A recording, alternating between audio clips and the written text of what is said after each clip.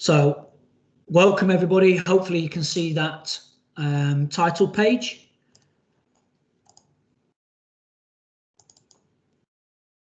Yeah, brilliant. Okay, so for the next 60 to 90 minutes, depending if we take a break in between, what we're going to be looking at is some positive behaviour management through discussion with us, and then more importantly, de-escalation, and trying to identify some training around that to support you.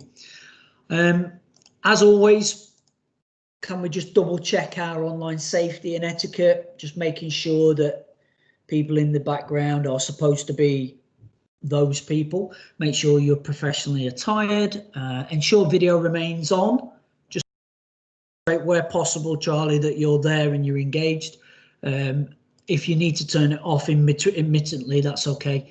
If we can, as always, mute unless you're joining in with the discussion. So the more we use this platform, the more confident we're getting. We're raising hands and things like that. But again, we get more out of asking timely and current questions. So please feel free to contribute. Okay, brilliant. So aims and outcomes then. Our main aim for this is to identify how, if possible, or where possible, to prevent, and then again, if possible, de-escalate and have the ability to positively handle a situation. And the key word to this is when in conflict. Okay, so when conflict is around us, and we'll look at what that word actually means to all of us. So the outcomes of this, we want to identify behaviours and attitudes. So look at what the thoughts are about behaviours. What supports us, so within our roles around behaviour management, what's available. What is conflict, like I've mentioned earlier, and then identify how to prevent it, because ideally we don't want it to get to conflict. And then identify how to de-escalate and positively handle a situation in conflict. So you'll hear me say a lot of words throughout this which are repetitive around control what you can and then influence what you can't control. And this will be the kind of the real gear around this. We can't control conflict. We can influence it. So therefore we want to control all the way up to conflict. Okay, so I'm going to take a leaf out of Emma Graham's book here, having just been through some of her CPD this morning.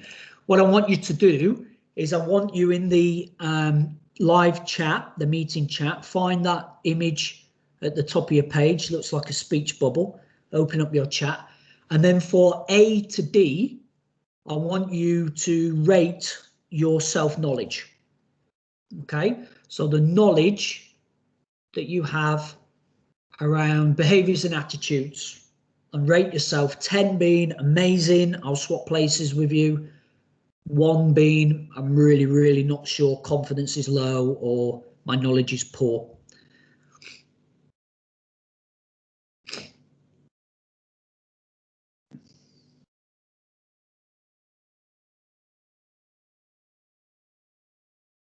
So thank you, Priska. Are we going across the board again with all of them? Yeah. 6555556. Is that a general consensus, Matty? Yeah. Okay, 8s. Okay, Beverly, good. We'll be coming to you then.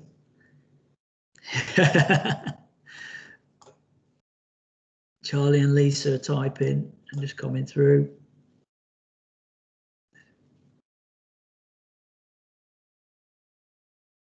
Nice, Lisa. Thanks, Charlie. And Jeremy, yeah, brilliant. Okay, so that's a good starting point. Obviously, you can reflect on that and scroll up and down like I will be doing through the session. All right, so just coming back to the kind of PowerPoint slides that we're walking through, I just want you to take just a few minutes, pen and a post-it or a bit of scrap paper if you've got it, especially you guys sat in the center there as a bit of a collective. You might be able to come together and have a bit of a chat there and a talk, okay?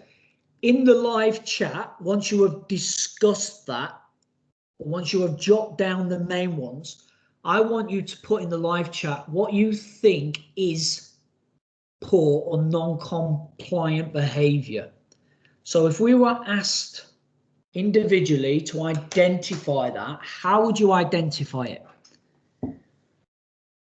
So the analogy of an alien landing on our planet just so happens to land at Alexander Sports Centre's roof and is looking in now, and they have no clue of what non-compliant behaviour looks like.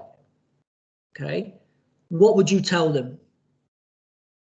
What would you explain it as? How would you define it? What is it to you as a professional, experienced or not quite as experienced yet?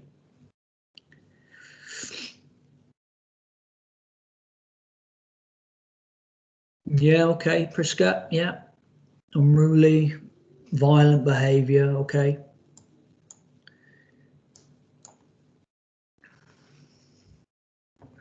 If you want to verbalise it as well, you can do. It's up to you, but typing might be just as easy. Okay, Charlie, so referencing to SSG Code of Conduct, brilliant. Keep it still, Matty. Not following instructions, verbal dissent, dissent by action, violence, brilliant, thanks for that. Disruptive, okay, Beverly, yeah. And are we assuming, Beverly, that that could be disruption to everybody, including yourselves and the session? Rude, air of disrespect, ignoring, interesting, that's a good one.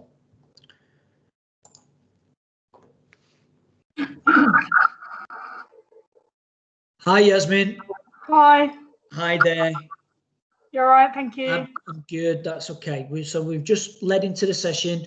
We're just, hopefully you can see the question on the screen.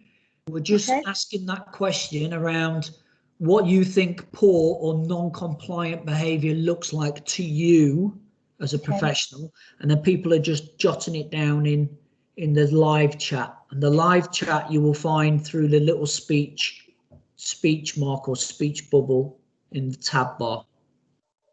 Okay. Is that a show conversation in there? Yes, try that. Click that one and you should see a list coming up. Yeah. Brilliant. Okay.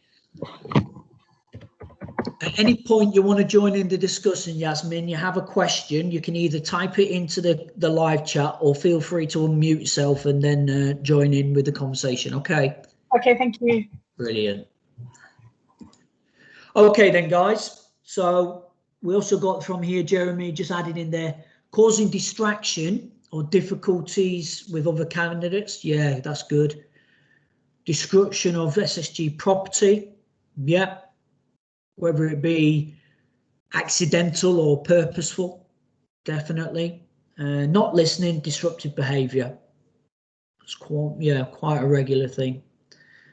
And then not listening on purpose. Yeah, really good. Okay, thank you for that. That's really good to kind of emphasise that, and hopefully that you're all able to read this at the same time, because we're not going to be able to identify everything that we write down, and we need to be engaged in the back room. Okay, so if you had to now, have a look at what has been written down there. What would you grade them on a scale of 1 to 10? So we've had there from Yasmin, not listening, disruptive behaviour, but then also the added bit of, well, actually it's on purpose. They're not paying attention on purpose. So would you say that was mild behaviour, as in poor behaviour or non-compliance, or would that be closer to 10 at the extreme? And just start to give yourself a little bit of a rating as a spectrum, or for you as a professional, what would it be?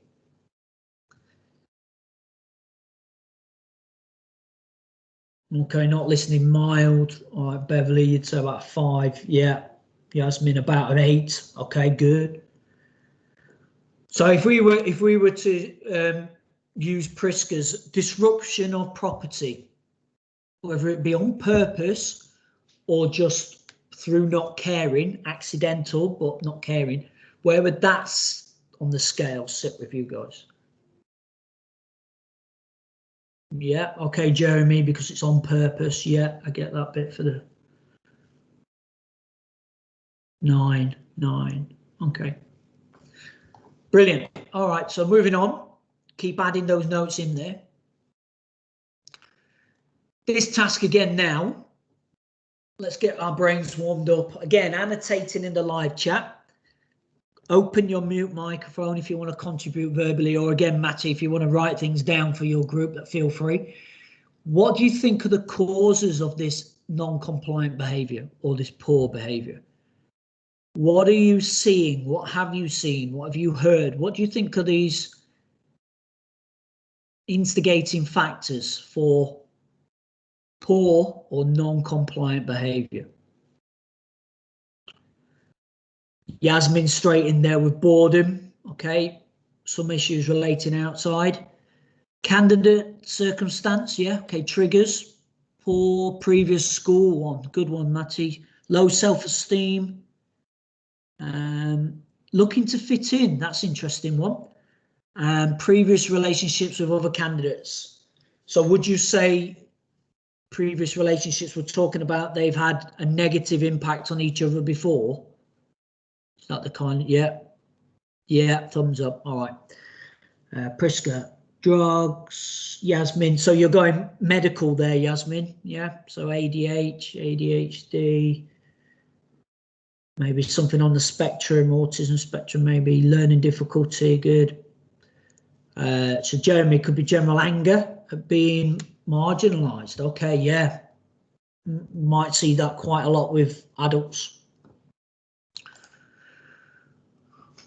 Okay, so as we go through the session, I'm needing you guys to apply the range of responses that we've had, because everything we talk about and I talk to you about here, you need to be able to take and apply it to that individual person through your individual style. Okay, because when we look at behaviors, there is no one fit rule for everybody. There is styles, methods, theories, there is tools, strategies, all these things that are around behavior that can help support or de-escalate, but it is down to the individual involved or individuals involved in that behavior, and you are one of them, okay, as to how this is delivered and the appropriateness and the method, okay? But there is some fundamental to this really that I'm going on with. So let's just look at this one as a cohort and we'll get moving. So what are expectations for behavior and attitude? So we reflect with that screenshot for yesterday when we talked about what Ofsted's expectations are. They'll come in and challenge us with these questions. So have you, as the deliverer, created an environment where candidates feel safe? Okay, so the ownership is on us as well, that we need to create that safe environment. But also we need to make sure that candidates, do they display respect? Have they got manners towards each other, not just for staff? Okay, is there a culture? And remember we talked yesterday about these keywords that filter through this standardized approach, whether we are talking about working with Jeremy out in a kind of isolated group somewhere, or are we looking at Emma Graham and her centre and her total centre? So Emma Graham, what would you say behaviour and attitude is number one for you in your centre? What's your expectation? Sorry, Danny, I'm just on the phone as well, just sorting out some bits for work pays, so I can hear you, but I can't hear you. Right, okay, Charlie then. So what would your expectations be for your behaviour and attitudes from your candidates? So I suppose, again, I'd reference the SSG Code of Conduct and ensuring that respect is kind of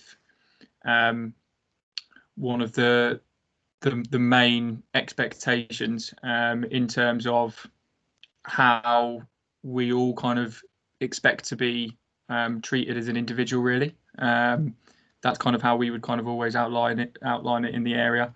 Don't know if you want to go any more. If we go any more. No, I think no, that's fine. I think that it's just trying to kind of gather other people's voice in these kind of sessions to engage everyone and make sure that we're all linking it in, because ultimately Charlie's answering very precisely by saying code of conduct, because we all should be referencing our code of conduct. Okay, so top right of the screen, and making sure that not only candidates are being held to account for that, but we are as well. Okay, and we are the benchmark for what we expect. So if we are arriving late or not attending a certain session, that is not the standard that we would expect from a candidate. So we need to practice what we preach. We need to make sure that we are using appropriate and fit for purpose language. I think as well, it's important to know that and recognise the fact that it will change. So, you know, for example, we've all got the same code of conduct. We all have got the same rules, the same things that we expect our learners to do, and also our staff. But the way in which they're delivered and actually put across to learners may change. For example, you may have an issue with timeliness, what Danny's just described, which is great. But actually, you might also have, so that might be in Bedford that it's a timeliness issue, or even in Stevenage it's a timeliness issue where they're becoming late. Where actually in Bedford, it might be that they're coming too early. They're coming in too early, they're hanging about, they're then getting bored, then that leads to other things. And it's really important that we know that although the code of conduct is standardised across the board, because that is our benchmark, how that affects an individual and how it affects a tutor and how it can be delivered can be as individual as every individual in your group. You know, you've got issues around, we've got drug use or kind of gang related issues. You may have more of that in Bedford than what you would do in Stevenage because of the local kind of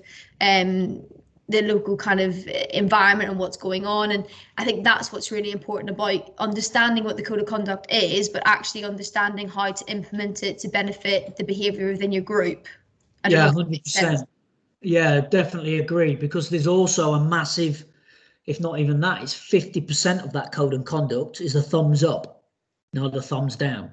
So there is you will do, we will do together. It's not all about you will not do. So we can refer to this code of conduct as a benchmark, like Lisa says, but we're talking about positive behaviour management now. And having been involved with the session this morning and the groups, we will all go home from work tired. But the difference is, do you leave work tired with a smile on your face or feeling anxious, stressed and not having had a good day? And if you have to put the same amount of effort and work into proactive, positive behaviour management, you will leave work happier. But it takes effort, it takes work. It doesn't happen just by turning up. And I think understanding how we can go about that is what I want to try and touch base on now. Okay, so the standards and expectations that we've been looking at, they fall into kind of these, for me, and there are lots more, but these kind of four areas with our values that underpin them all. Okay, so we should all sit here now with professional standards. Some people would be happy to accept that you are going to be doing two things at once. Other people might be saying, no, you need to give full attention. Some people might say you should be wearing uniform. Other people might say, well, actually, no, that's okay professionally because of X, Y, and Z. So there is a range of factors that influence our standards and expectations. There's a personal approach on that. Okay, so that is what have you been through in the past, making sure that you actually have been working in an establishment that have had standards and they need to be either raised when you come to SSG or maintained. Okay, society's expectations. What are the standards? May well be different in Stevenage than it is in Luton, than it is in Bedford. Okay, but we need to remember that we have SSG values that underpin all this. And the code of conduct is the code of conduct. And that's what we will refer to. If we find out and come across incidents where people are breaking that code of conduct willfully and not being held to account, or finding out exactly the information why what's going on, then that brings everything down. That brings the training centre down. That makes sure that it kind of lowers the whole standardisation when Ofsted comes in, or whether a funder comes in and looks at different provision and starts seeing different practices. Okay. The final one, which not go on too much about, but is our statutory kind of expectations and standards. We delivered most of that yesterday, where we are looking at the health and safety of behaviour, which we did a lot of work at this morning, reviewing an incident that happened in the training centre. The statutory guidance in there is about physical and assault and keeping people safe, and therefore we have a duty that we can't just walk away from that, and we have to follow up on that, which it has been done. And there will be some very rapid and swift action taken against the candidates involved because of our statutory risk assessment responsibilities. Okay. Any questions? No? Nope. Good. No. I'm just double checking at the same time that we don't. Okay. So the SSG values that fall in line with our British values enables people to kind of have a freedom of speech and voice their opinions. But we need to remember that needs to be done in an appropriate manner from an appropriate source at appropriate time. Okay. And if all those three things are done, fantastic. If it's harming or inciting harm to anybody else, then it's still a no-no. So even if we've got a polite young person who's booked in some time, done some research on, he then comes to address the class and starts talking about neo-Nazism at the minute and how it's a popular belief, because that's inciting and it's harmful, that's when it stops. Okay? We can't just assume that everybody who is going to cause conflict is going to be out of control. It could be pre-planned and organised. Okay, so moving forward. So de-escalation. If you have done this training before, can you just click raise a hand button on your screen? And area 1, if you just raise your hands in the background if you have done it. So Emma's done it, Lisa's done it, that's 2. Charlie remembers doing it, 3.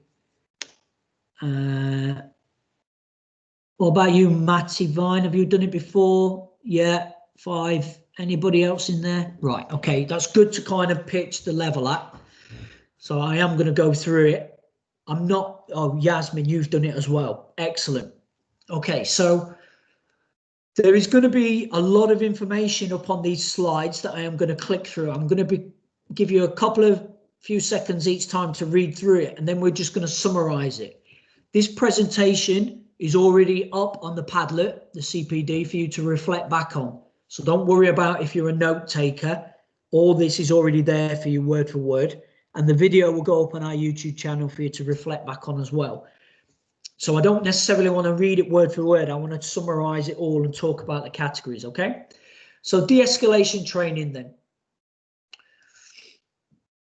So we have a duty of care, as you would imagine. Okay, so this is looking for vulnerable adults, vulnerable children, identifying why they're vulnerable, okay? And therefore we need to make sure and look into how we can minimize any risks that they're going to come across. All right, so generally a responsible and professional adult, okay, so somebody over the age of 18 will have duty of care of anybody else who they are paid to look after. Okay, so if we are in breach of our duty of care, all right, that may well mean that we have been held to account. We've not made a reasonable action to something. So let's talk extreme situations, just because it could make it quite clear. All right, somebody is aware of a adult candidate threatening another adult, that after the session ends, this adult is going to physically attack the other adult, and they have made a very open and clear and calm threat. If we do nothing about that, if we don't address that situation with both parties, if we don't look to make reasonable action to minimize that actually taking place, and then that person is attacked, we are in breach of our duty of care, because there was a vulnerable person in our care, we knew about it, and we could have intervened.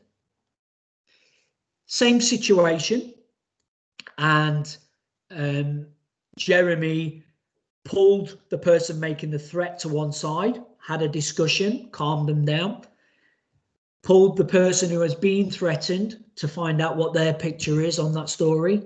Both parties have calmed down. Both parties have agreed to stay in the room and let it go. They've shaken hands. They've been separated. Jeremy is now happy and competent. As the session leaves, the aggressor then just attacks them out of nowhere. We haven't breached our duty of care because we have reasonably actioned.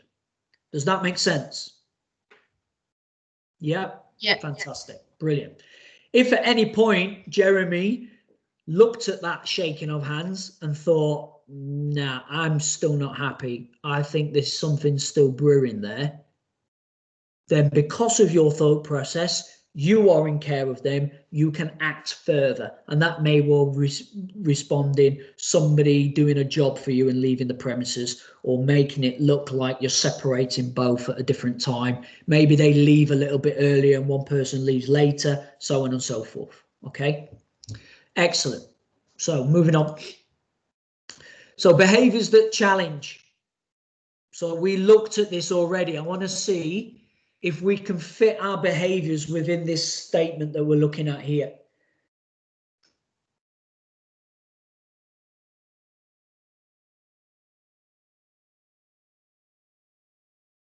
Okay, all our behaviours, and I think the theory states from around 7 years old upwards, are born from experience. They are inherent morals that live in here, but more importantly, our motor neurons are fixed and firing. Okay, we can change these, but the older we get, the more difficult it is, and it takes repetition, time, and in order for you to do that, you need the repeat experience time and time and time again in order to change the physiological synapse and fire in a different way. If we do that, an experience is then born from a memory. Or sorry, the other way around. A memory is born from an experience. And that then becomes a habit and a go-to. Okay? We cannot control other people's behavior. But again, as you remember me saying, we can influence things, but we can definitely control our own.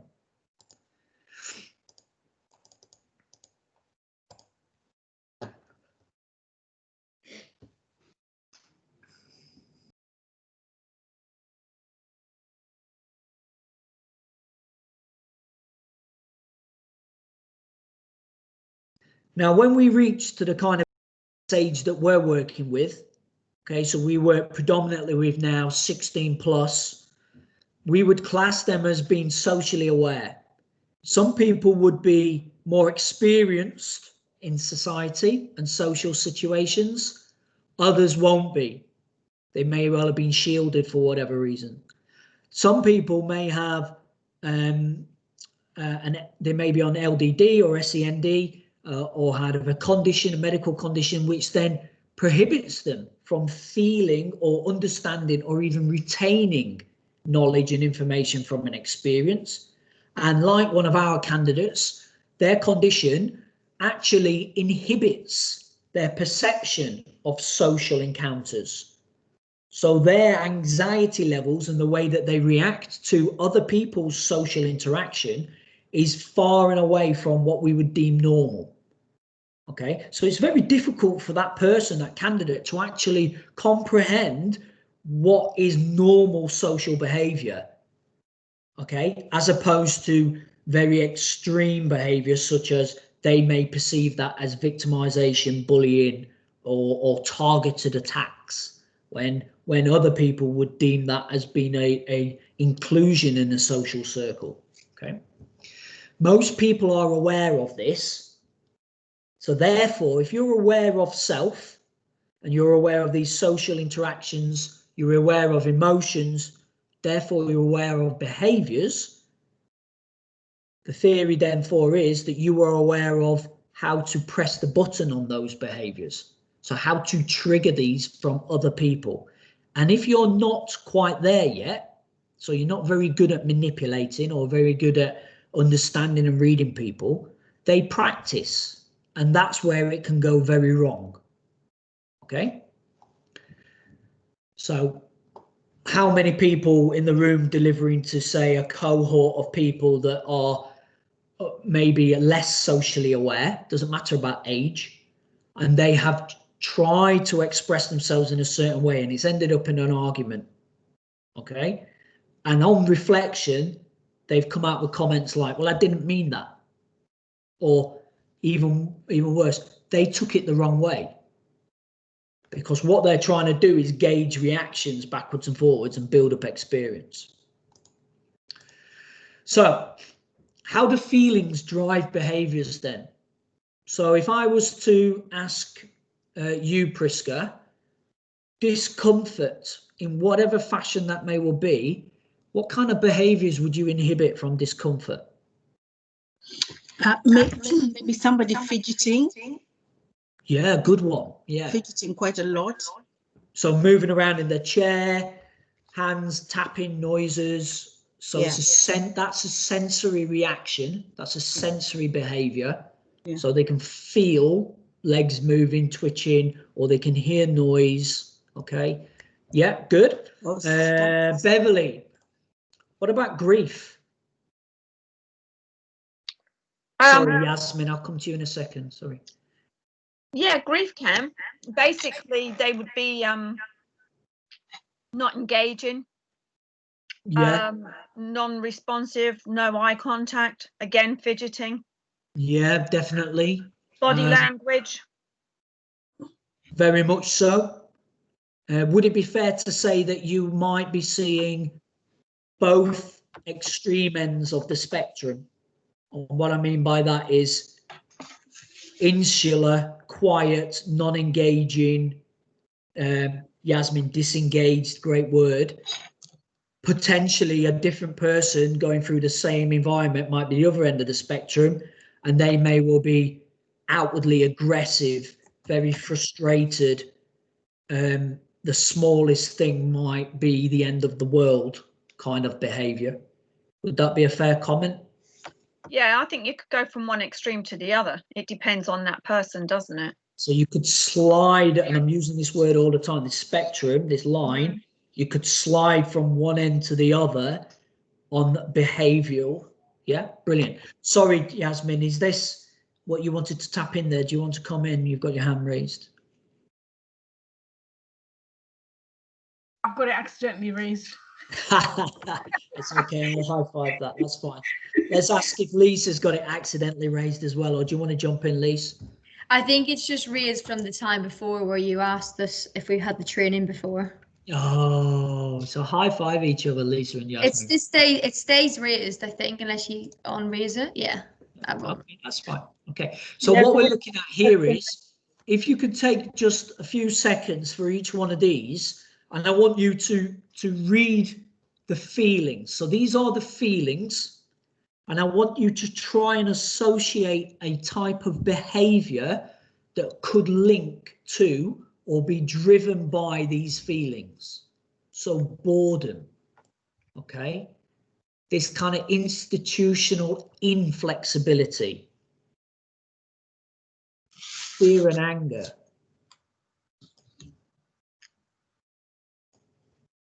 What about confusion?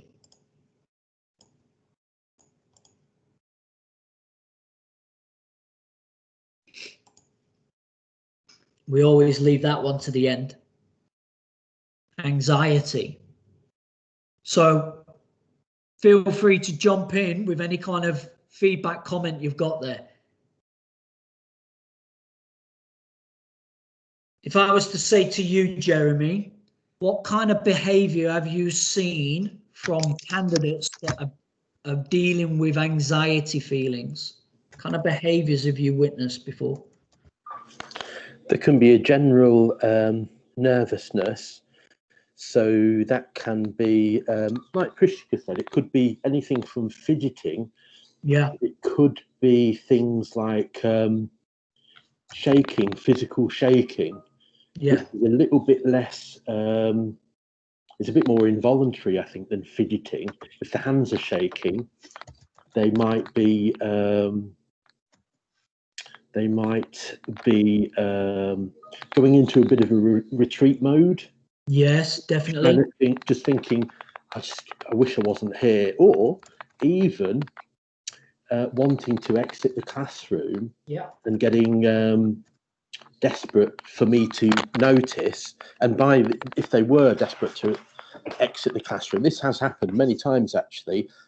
I would hope that I would have picked up on it a lot earlier than that. So then I can say, let's just have a quick word outside. You know, everyone, we're just going to have a quick word. So, you know, carry on with the discussions back in a second, because someone has been displaying those signs of anxiety. Yeah. So what you're saying is that it's not like they're becoming non-compliant. Yeah. They're actually battling the anxiety. Yeah, they can be which is battling in it. itself then causing it to be insular. That's because it. there is no way of doing that, their behaviours then start to change. Yeah. So what we would have is an escalation of behaviours, because we must remember that conflict is not all about turning tables over and throwing chairs. Conflict can be internal conflict, which some people here have written down, which is great, around potentially crying or feeling sick. Maybe Yasmin's written here, jittery, shaking, following up what you said. The most common one for anxiety is what you would call a heel tap. So somebody raises onto their toes and then their knee jigs up and down. So that is a very common, even for very mild anxiety. And like you say, the fidgety. No, thank you for jumping in there. That's great. So, by the way, there's another one as well. Sometimes I think if someone seems to be trying to catch their breath, sometimes it can be because their heart is racing, i.e., you know, the fight or flight reaction, but they're too they're anxious to I'll just say break cover, if you like, put the head above the parapet and ask, can they have some time outside? But you just sense that they might be breathing quicker, they're trying to catch their breath, so the heart's going, but they've got no way to dissipate that adrenaline rush. Definitely. And they're trying to kind of suppress it, which actually can be really dangerous because it can explode. Maybe you know, they could burst into tears, or they could lash out at somebody, or they could put themselves in danger. You know, they could make a dash, anything, or just hold it all in, which is equally dangerous, really. Oh, massively so. And I think what I want to lead on from there, Jeremy, because you've made maybe 3 or 4 really good linking kind of comments. It's almost like I prepped you and paid you in advance, because what Jeremy, the common theme through what Jeremy is talking about there, whether you've picked it up or not, and I did talk about this earlier with a lot of the guys in area 1, is the physiological factors. So the physiological, i.e. what your body is doing, whether it be kind of muscular, nervous, or due to chemicals, and a lot of that is involuntary, and it happens to you. And wanting not to break cover, using your words there, Jeremy, is a really good one. And to follow up on the fight or flight mode of adrenaline, what we're talking about here is an unconscious survival technique. Now, how you survive is born from your experiences. And certain individuals who have been through really poor experiences will react to how they survived in the past. That may well be lashing out before you talk. It may well be leaving the situation by any means as quick as possible. It may well be do absolutely nothing and try and ghost, try and disappear and try and keep everybody not knowing anything at all. But these are all born from experiences. And if you have years on your side, then the theory is that you are born, you've been open to more experiences, and therefore you should be able to deal with it a little bit better. Okay, so brilliant. Moving on then. So, and I'm going to flick through some of these slides quite quick now. Okay, so understanding behavior as a language, that's exactly what it is. So we need to be able to interpret the behaviors. If we can't interpret a language, then there is no communication, and we don't get what we want. Now, as delivery staff, ultimately what we want is compliance. If somebody is in front of you compliant, then they're going to be the best that they can be, because you're going to tell them to be that. They're going to be listening, they're going to be engaging, they're going to be wanting to do the tasks, they're going to be listening to your feedback and improving. So if somebody is compliant, fantastic. If their behavior is not allowing them to be compliant, and we don't understand why or where that is born from, that's in a different language to us. So we are constantly going to be part of the problem, and it's just going to clash. Okay. If we forget this phrase here, that behavior is often driven by feelings, and these feelings are born from experiences. If we forget that, all we're going to see is what is in front of us, rather than the real cause of that. Okay. Now, that is very difficult if you've only worked with somebody for 10 days on a course. Very, very difficult. But if we're working for people for 16 weeks, 26 weeks, we would expect an SSG member of staff to get to know that person as professionally and as much as possible, as quickly as possible. Because if you know what experience they have been through, you're going to have a good understanding about what feelings they have in situations, and therefore you can kind of predict what behaviors you're going to see. So if you understand that somebody has had nothing but negative experiences with an exam situation, and you've got exams coming up, you're going to be able to get a good guess about how they're feeling about those exams. So are they going to be feeling very anxious? Are they going to be feeling very angry, aggressive, or are they going to be fight, flight kind of mode? So their behaviors are going to be, right, I don't think they're going to turn up. I don't think they're going to comply when they do turn up. So that should allow you to then be proactive with what you put in place. Does that make sense? I'll take silence as good. Yeah. Okay. No, that's fine. Cheers, Lise. So attachment then, very quickly. People who have done this kind of information before maybe understand. Attachment is born from relationships. Okay, so again, we're looking at these people who are very young in care. Okay, so a child, you make attachments from being cared for. Okay, if you haven't been cared for, this part of your social education and social experience is very minimal. Okay, and that means that the way that you think and you process situations in your brain is completely different to somebody who has had what we would class as a normal upbringing within somebody around who cares for them and their welfare. Therefore, they would make an attachment. Now, if somebody is caring for a child, and by that I mean they feed them, okay, but their behavior doesn't demonstrate positive behavior to them, they will still mimic that negative behavior because the older the carer is actually feeding them. So they will make an attachment to that.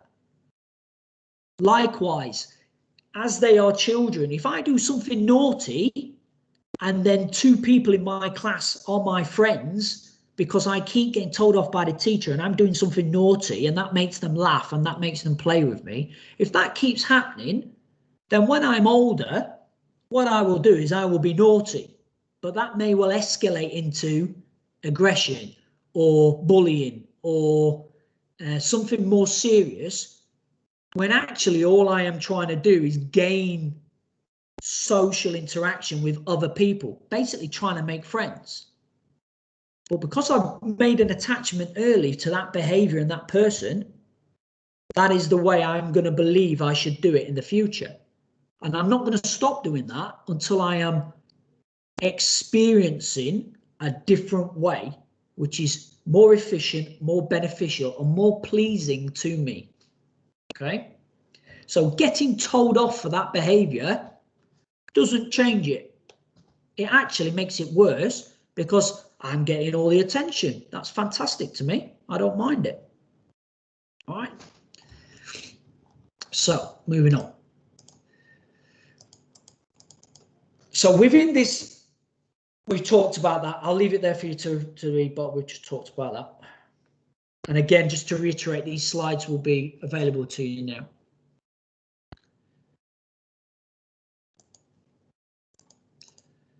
So this is quite important because I want you now to reflect on these. Sorry, one more.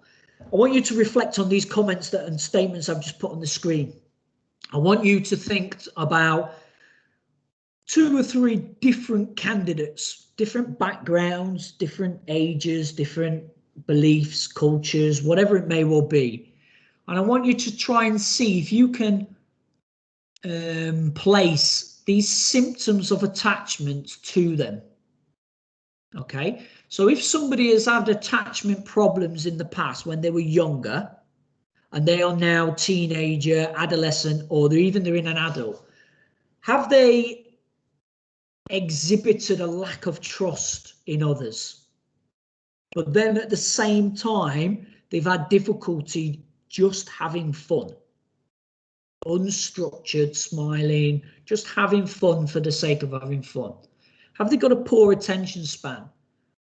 But a really good one is about they may not push the blame onto other people. They're quite happy to take the blame themselves because actually they're not guilty for breaking the rules. A lot of the time they know they're breaking the rules and they're choosing to do it. So why would they blame someone else? Is there anybody who feels that currently or in the past they've come across people who are exhibiting 2, 3, 4 types of these behaviors at the same time? Yeah, Yasmin. Yeah, Jeremy's nodding. Yeah. Yeah, Priska's saying yes in big capitals. Okay, so again, it's very difficult for us on the front line. But what we have to do is to try and gauge and understanding why that is happening rather than dealing with just the behavior we're seeing. Yes, we're still going to do that, but we need to have a bit more of an understanding about why, if this behavior is repetitive and it keeps happening. Okay. Have you got your hand up, Yasmin, or is it just up from last time still? Up from last time. No, cool, right, lovely. So what do we do for an intervention? So what is attachment intervention for you guys? So it's basically making them feel like they are protected more proactively. So that person that I discussed coming to an exam, we found out a little bit more about them. They're thinking they've had bad experiences with exam situations. They don't feel confident. They exhibit really poor behaviours against the way they feel because it's exam season and they're going to come and do a functional skills. If we can show that we are protecting them, and so when we interact with them, our language is protective, and then on top of that, trying to decrease their perception of risk. So for example, when you come into session next week, I want you to come to see me first, and me and you are just going to have a bit of a chat, and then I'm going to walk into the exam with you. Yeah, me and you will walk into the exam, we'll find your chair, we'll make sure everything's all good, you've got your pencil or whatever you need, we'll turn the computer on together. So you are naturally helping them feel protected from the situation that's coming up. That's likely to break the behaviours that are going to come up. We can decrease the risk by empathy, okay? Whether it's a little white lie, it's up to you, but you can kind of say, do you know what? I went through very similar. I'm not a massive fan of exams, but when I went through this last time, this happened here and this happened and it was all okay. And it was all okay because I'm going to walk with you to the exam and I'm going to help you with your pencil, or I'm going to turn the computer on with you again. And all of a sudden we're talking the language which is linked to their attachment, which is behaviour and their feelings. And again, all this has got to happen before the situation is even there. So it's very difficult, okay? It's not just all about the moment, okay? So promoting overall well-being, everything from as much as a healthy lifestyle as you can commit to and push forward, to self-worth, to positivity of everything and anything that you can use. That may well be the first time someone corrects themselves for swearing and apologizes. Jump all over that. That is amazing. Okay, even though they've sworn 20 times before, that's a pin moment for their memory. Okay, so how can you deal with this then? So we have to kind of limit wherever possible change, and that's really hard to do. But the one thing we can do at SSG is we can be consistent. So if you are not allowed to swear, you're not allowed to swear when you're one-to-one with Danny Guntrip, whether you visit Amy's session, and whether you're sat in a meeting with Emma Graham. You're not allowed to swear. You're going to get picked up on that, not told off, but picked up on it, okay? Because that is standard practice. People with attachment issues can't get it. If they're allowed to do something with one person but not the other, they will revert back to what they know and what is best for them, and that will generally be their negative behaviours because of the way they feel. It's easier. I'm more likely to get what I want. Okay. There is a really, really good video clip on YouTube, and the link is in there, that if you've got 8 minutes of your time and you want to look at it, it goes in depth into how the brain is actually formed. The fact that we have, I think it's around 10,000 neurons within a size of a grain of rice. So brain matter, the size of a grain of rice, has 10,000 neurons in it. So we have trillions of these kind of firing synapses going on in our heads. And if they are firing in one direction constantly, they form tight bonds. Okay. If they're firing in a negative connotation, they will create negative memories which will happen in behavior. And the only way you can break these is by not using them. So learnt behavior is through repetition, repetition, repetition, saying it. Think about how you teach a child anything. How you teach an infant anything. You teach them through saying the simple da, da, da, da, and you're constantly saying that till they replicate, and then they do it, and they do it, and they do it. And then when they get better and better, that's because all these neurons are linking and firing in the brain. The older you get, the more rooted and deep rooted these are, and the harder they are to break. So if you've been doing something for 30 years and it's always got you what you wanted, Do you know what I mean? You've got a job there to really change that behavior. You might be able to do it, but you're not going to feel good inside. Therefore, your behaviors may well be completely abnormal to you. So let's give you an example. You come to SSG from working as a trainer or a teacher for 10 years in another establishment, and you are told you have to do a certain job a certain way, and this is why you do it. And it's the complete opposite to what you've done for 10 years with a different employer. So you are going to try and do that because you're professional, because you're socially aware and you understand, but you're not going to feel great about it. Your behaviors are going to be a little bit more erratic. You're going to be tired. You may even start showing some of those feelings, anxious, self-doubt, a little bit angry and frustrated sometimes. And that is because physiologically things are trying to change and you are going against the strong pathways. It's a really good video to watch, just about 8 minutes of your time. Okay. Any questions on that?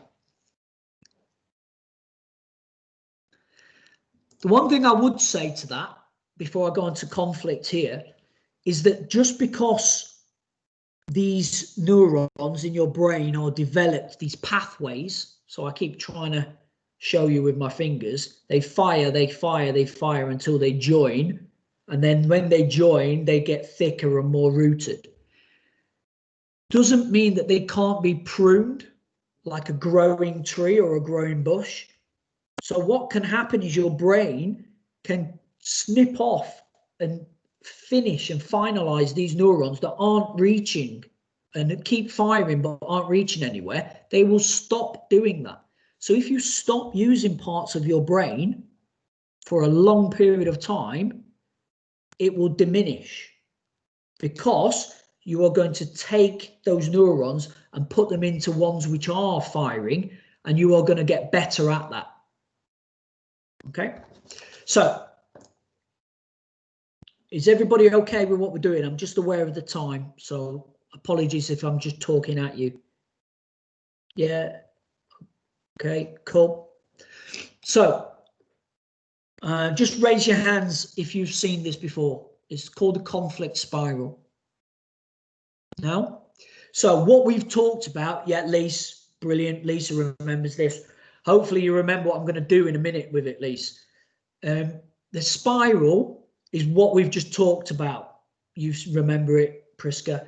It's about how those, what we've talked, experience feed feelings. So our feelings are triggered and born from our experiences. They then activate our behaviors. So we will behave off the back of our feelings. And if these behaviors are not what we want to see from our experience, i.e. an external, we will react to them. How we react will feed conflict. Okay? So before I continue talking about this, I am not endorsing at any point that we allow any candidate to just do what they want because they've had a rough life, or they've got attachment issues, or their feelings are a certain way and it's okay for them to behave like that. No. Okay, behavior will lead to conflict if there is no consequence or acknowledgement at the feelings stage. So when we are dealing with behavior, if we can get in there nice and quick, we can start using language like, who am I looking at here? Emma Graham. Emma, I'm noticing here you're becoming really distracted in session. How are you feeling? So if we don't approach the behavior, we identify it, but we don't approach it as an issue. We approach the feelings. What we're doing is we're de-escalating the cycle. So we're going from behavior, I acknowledge this, but actually I want to help this. Okay. The chances are, if we've caught it early enough, they've not gone into conflict, they may well come out with, Emma says, well, I'm a bit agitated because do you know what? Last time I did this, everyone laughed at me. Everyone laughed at me because I missed the basketball shot, or everyone laughed at me because I started to stutter, or whatever it might be. So what they've done is they've brought themselves down even further in the conflict cycle. So they're now addressing their experiences. The moment you get that train of thought, you're winning. You are changing their understanding of their behaviours. We're not going to get them where they want. What you're more likely to get in the early stages of doing this is, I've noticed you're getting distracted, Emma. How are you feeling about this? Well, how do you expect me to feel? They're not sharing because they're still pushing into here. So what you need to do is stick with this and just go, well, that's not a problem. If it was me, remember the little white lie, try and think about protecting them, try and think about decreasing the risk. I see, if it was me, I don't know, I'd probably be feeling a little bit nervous about standing up in front of people. Would you like me to come and stand next to you?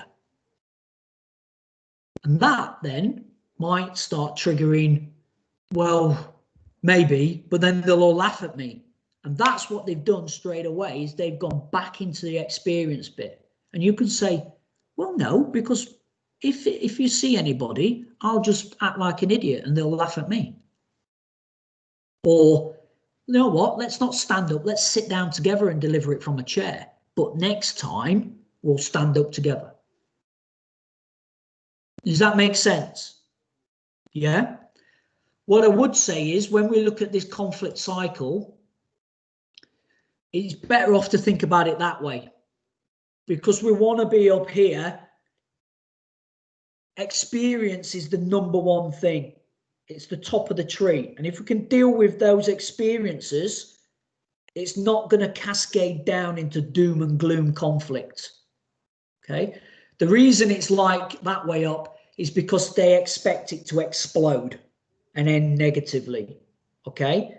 But for us, if we can see the good experience that all of you provide our candidates, is why you see changes in behaviour. Think now, the amount of good case studies you have got over the weeks, months, years you've worked with us, and you can tell me that, well, do you know what? When I first met this person, they came in and they used to do this and they used to do that. And then they left and they were leaving in a clean trousers shirt, or they were shaking hands, or they were swearing less, or actually they got a job and doing this.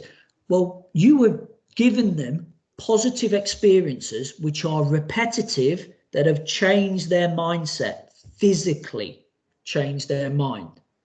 Okay, so because of that, their feelings for those experiences have changed. And because of that, their behaviours have then changed when they start to feel something. I still, to this day, get anxious standing in front of you and talking, even more so when I can see my own face and hear my own voice. Absolutely scared stiff. But I've had to do this over 7 months. And the more I do it, and the more feedback I get from people, the more reassurance, and the more that Emma Graham pulls me to one side and goes, it's all right, laughs and jokes about things, and goes, yeah, but yeah, it was good. What she's doing without even knowing is she's reducing the risk of my thought process. She's making me feel protected, because actually it's all right. I've done this before and I've done that before, and I'm 40. So when you are dealing with 16 to 18-year-olds in particular, you are really, really making an impact on them. And the only way you can do it, though, is that proactive effort that we talked about, area 1 earlier. Little, often, consistent. Okay. Any questions about that? No? I'll just leave that on there just for a second.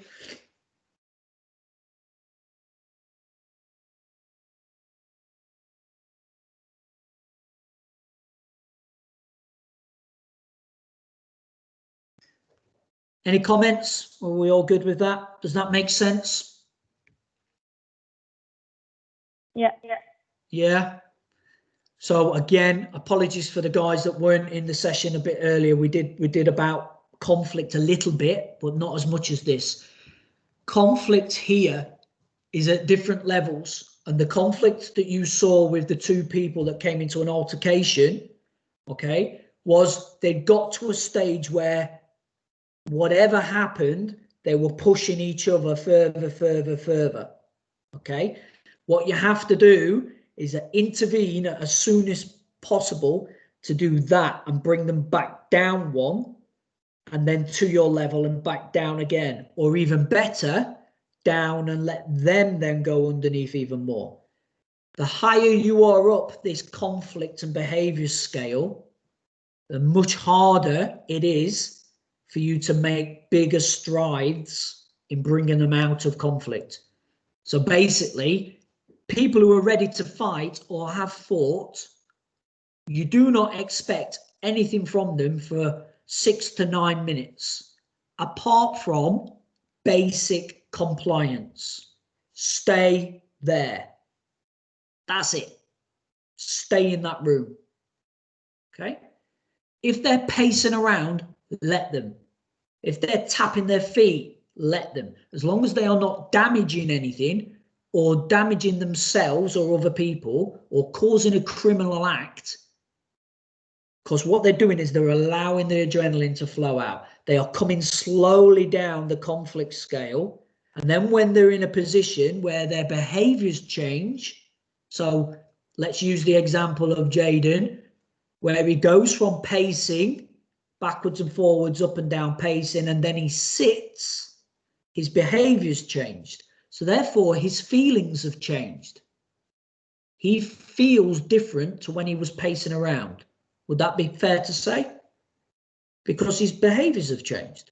So therefore, if his feelings have changed, his behaviors, he's experienced something in the past that said, at this point, it's okay, now you feel like this, to sit down.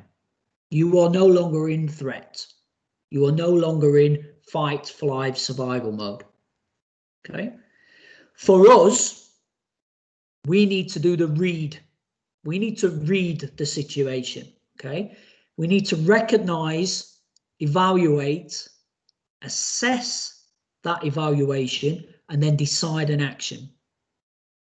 So if we recognize two people are going to fight, we need to evaluate, is that likely, on what scale, in what time frame. We're going to assess then that actually that is risking everybody. I am not just moving that person through that door to a different class. I'm actually asking them to follow me into the car park where I am radioing through to somebody else, and they're going to sit in reception until they get picked up. Because I've decided that off my assessment, the risk is too high.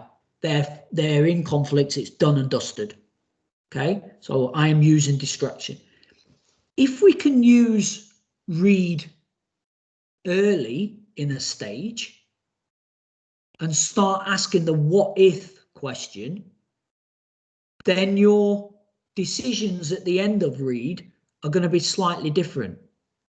And they may not be that extreme, but they are going to be protecting that person and reducing the risk. Because remember, that's the way that we are going to get into their feelings rather than their behaviors. And if we can get into their feelings, we can understand why they're doing something. Talking sense? No, yes, good. Only because I've got a lot of kind of letters in front of me, not people. Right, so moving on. Okay, so level 1, anxiety. Not quite sure what's going on. I'm a bit nervous. I can feel something's not quite right. I'm starting to behave in a certain way. I'm starting to hide, okay? Or I'm prodding at a hornet's nest. I'm wanting a reaction from somebody in some way, okay? This can escalate into a power struggle, which happened in the centre recently, where somebody said something, you're this, no, you're that, then a threat happens, You can't threaten me. I am. You'll not do this. You're not this. You're not that. Blah, blah, blah, blah, blah. So we need to get into here, into the feeling stage. Okay. Belligerence, which leads to crisis. So we've mentioned the kind of anxiety levels and the belligerence around, well, if they've got attachment problems, they don't really care about what anybody else thinks, whether they think it's right or wrong. I'm doing it because of the way I want to. So we've acknowledged that. Crisis is then down to the individual. Some people will just sit, as I've mentioned in comments here, and cry. Unconsolably, just have what we deem like a breakdown, okay? Because they're in crisis. They just can't see a way out. Other people will react as if they're backed into a corner, and they will physically, verbally fight back, okay? And any other reaction that you can think of. If we get into crisis, nothing good's going to happen, okay? And if we get into level 3, it's going to take effort and time to resolve that and bring it back down, which is one of the main reasons why we have non-judgmental suspension, is a really good way of putting it. We are giving whatever happened in a violent incident or a real argument, a real altercation, we're giving people time to come out of crisis and drop down, hopefully, into level 1, where we can then help them and we can solve their anxiety issues. If we sit somebody in a room and try doing mediation while they're in crisis, it's going to make it worse. Okay? So I'll leave that there for a few minutes. Sorry, a few seconds.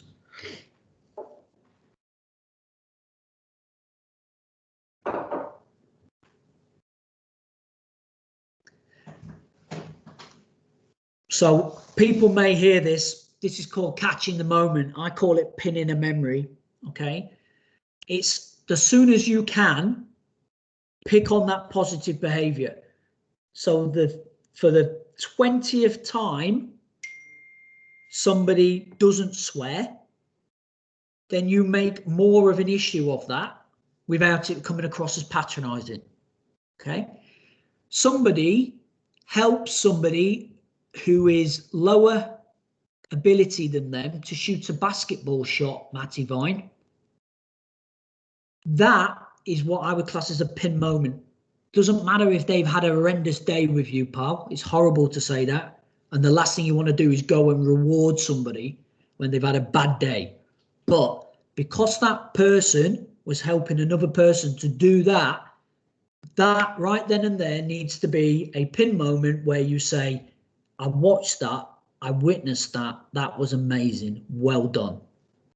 Because unless you are psychotic, you cannot control those feelings.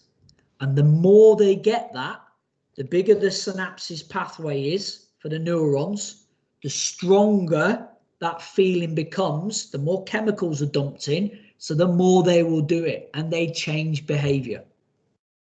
Okay, so we need to position people to have the opportunity to be praised, which is horrible when you're dealing with people that you're thinking don't deserve it.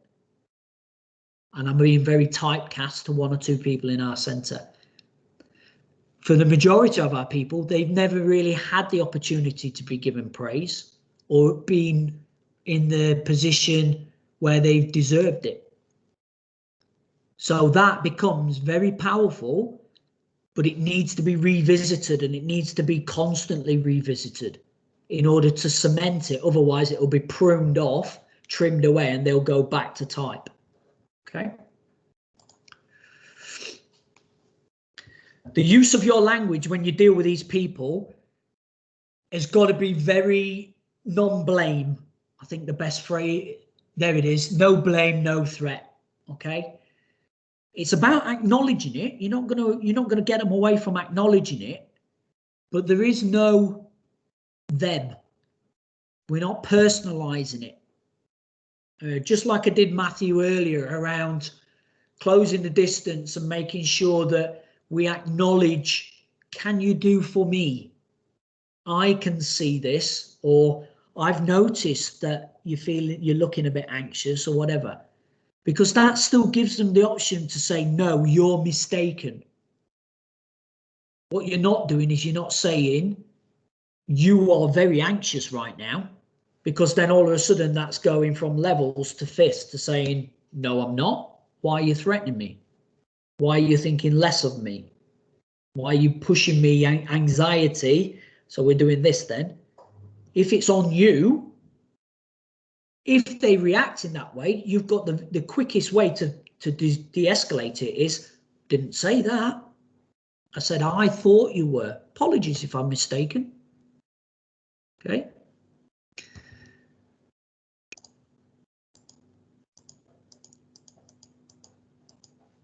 One more, I think. There you go. So to do this, you could be doing it for 20 years and still try it with a different individual in a group and get egg on your face.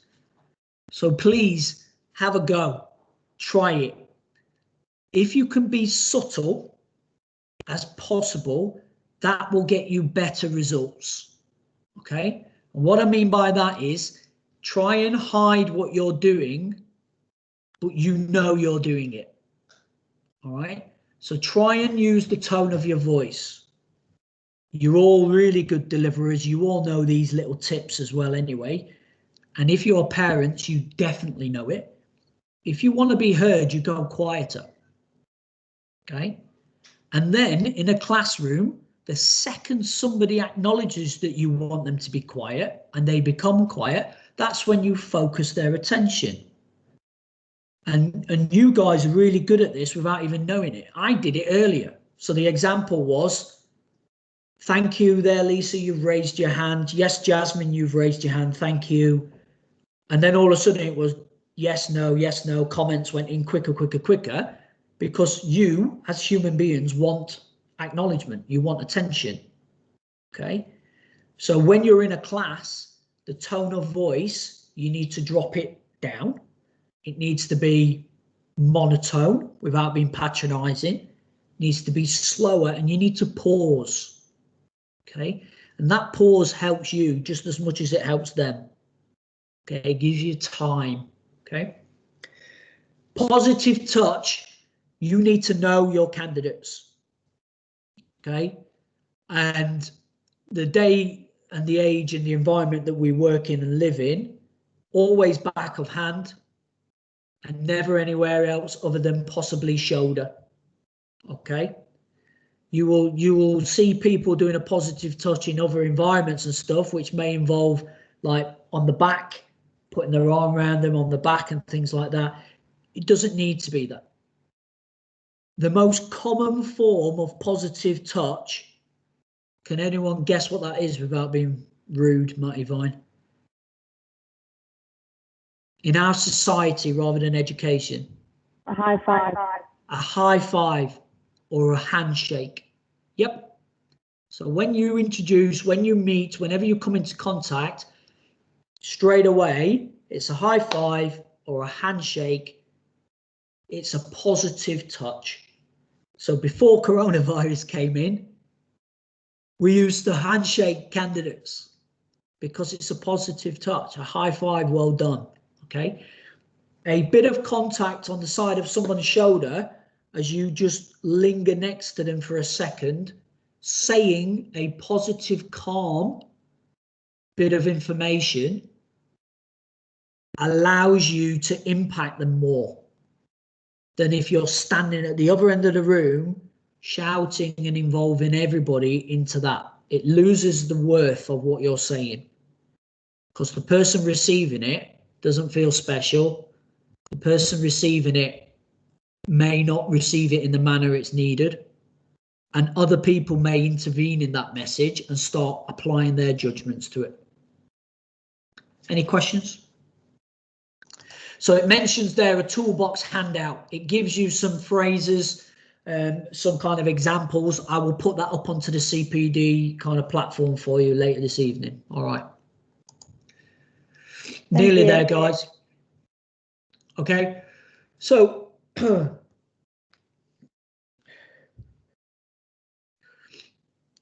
after the event has happened, after we have got them out of crisis and we are bringing them back down into level 2, level 1 in particular, level 1, that's when we need to start to use purposeful language to get the information that we want. So the bottom phrase is a great example. I do it all the time and I don't mean to. I scratch my head and I just think, why did you do that? Well, we're assigning blame. And remember what happens when we assign blame, especially to somebody who has been born from attachment issues and struggles to comply anyway. They go, survival mode, I'm either going to switch off from you and not do anything, or I'm flight, or I'm going to fight and give it you back and deflect it. Okay? If we change that around to saying, can you help me to understand why that happened? And those things accompanied with, can you, and we talked earlier, area 1, about those little white lies again. I don't suppose you could do me a favour. Can you come and help me with this? Fantastic. And as they come over to do this, I've noticed that you're a little bit more agitated. And a lot of the time you will get, especially our youngsters, to going, yeah, I've had a bit of a bad morning and my mum's having a go at me, or I've got a lot going on at the minute, whatever. And before you know it, they're not even talking behaviour, they're talking feelings, they're talking experiences. And remember that cycle. That's the real bit. We want to get to those experiences and feelings.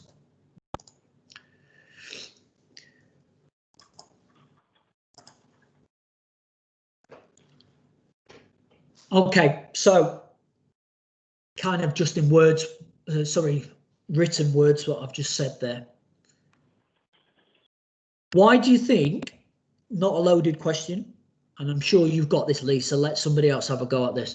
Why do you think, let's get some air, or even better, come and have a walk with me a minute, suggestions that, can you come and stand up? Can you physically walk with me? Can you go and do this for me? Why do you think that is a really good thing to suggest and do? To help dissipate the adrenaline. Yep. It affects your physiology. Fantastic. It helps that 6 to 9 minutes become more like 4 to 5 minutes for the adrenaline to disperse. It helps minimize that feeling of tension and that pent-up aggression that people get when their muscles contract. It loosens them up. It de-stresses them because we are using our blood flow in a different way. They need to physically use their muscles in their legs and move around, as opposed to clenching fists and bringing arms in or biting down on their chin. Okay, and it's a physiological effect. Okay. Yeah, I like that, Priska, you've written there, to get them out of that immediate environment. It's kind of that little bit of a distraction technique, isn't it? The old, never watch the hand that's moving, it's the other hand. Yasmin, again, agree. It gives them, and you as well, time to think that you are de-escalating, you're diffusing, and it's being confident enough to think about it tonight and tomorrow. What are my go-to 5 phrases? What are my go-to made-up jobs? I shared most popular one I had was, can you help me out, please? I need some printing. Can you get this copied for me twice? That cost us 6p a sheet. So for 12p, I've just prevented possibly a fight happening. Okay, that distraction, really good. We are there towards the end now. So 1 minute over, apologies. But if we can reflect back right at the very beginning, we had basically A, B, C, D that we were going to look to address. And you gave some self-assessment against your confidence around that, about your knowledge, about your understanding. So if we were to revisit that in the chat box now for A, what would you put down? So identifying behaviours, and then for C, what is conflict and to prevent it, and D. So if you just take a minute or so just to type that in, that'll be great, and I can review these later. What I also want to do as well is just identify that for outcome E, what if, that is homework. Okay, so what if, and you finish that sentence in your role, a scenario that may happen, that may have already happened, and you're still not quite sure how to resolve that. Jot it down on an email, take it to one of your colleagues first and propose it to them, or write it on a bit of paper and say, how do you see de-escalating this? What if this happens? What's our go-to? And you could talk really specific as people in your care right now. You've got a duty of care of this person. What if this happens? How do you see that happening? If you're not sure, escalate that up into one of your team meetings. Okay, so bring it as in any other business. Can I take just 2 minutes of everyone's time off the back of de-escalation training? What if this happens with so and so? What do we think?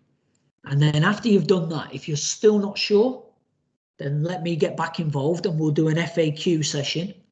Feed it into me and I'll feed it back in a recording so you can watch it at your leisure. Okay. Whew.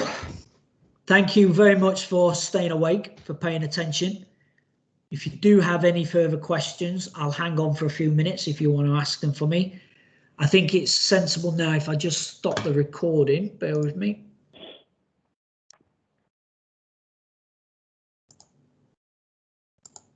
Thanks, Danny.